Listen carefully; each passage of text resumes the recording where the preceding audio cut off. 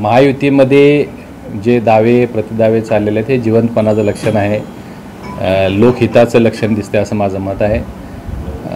कोल्हापूर उत्तरची जागा याच्यावरती माजी आमदार राजेश क्षीरसागर यांनी जो हक्क सांगितला याबाबत आपण प्रश्न विचारलेला आहात। वस्तुस्थिती आहे की राजेश क्षीरसागर साहेब हे 2 वेळा या उत्तरमधून पूर्वी आमदार झालेले होते, त्यामुळे स्वाभाविक आहे की त्यांनी या जागेवर आपला हक्क सांगणं।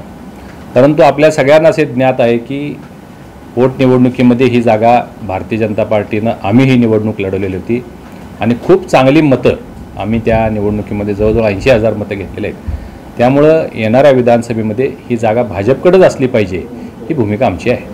नाही, उमेदवार आमच्याकडे अनेक आहेत। तुम्ही महेश जाधव साहेबांचं नाव घेतलेलं आहे, राहुल चिकोडे साहेबांचं नाव आलेलं आहे, नाना कदम साहेबांनी ही निवडणूक लढवलेली आहे, कृष्णराज महाडिक इच्छुक आहेत, आणखीन 1-2 इच्छुक निर्माण होऊ शकतात। आता हा मी सांगितल्याप्रमाणे कोल्हापूरसाठी भाजपचाच आमदार या भविष्यामध्ये उत्तरमध्ये होणार आहे।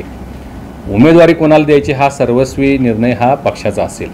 मग त्यामध्ये महायुतीचे सर्व नेते निर्णय घेतील, त्यामध्ये सन्मान्य मुख्यमंत्री असतील, सन्मान्य फडणवीस साहेब असतील, सन्मान्य अजितदादा असतील, आणि ते ज्या उमेदवाराला उमेदवारी देतील त्याच्या पाठीशी हे सगळे लोक उभे राहतील याची मला खात्री आहे। नाही, सर्वे मी अजून पाहिलेला नाही आहे, परंतु तुमच्या मनात जे आहे तोच सर्वेमध्ये नाव आहे।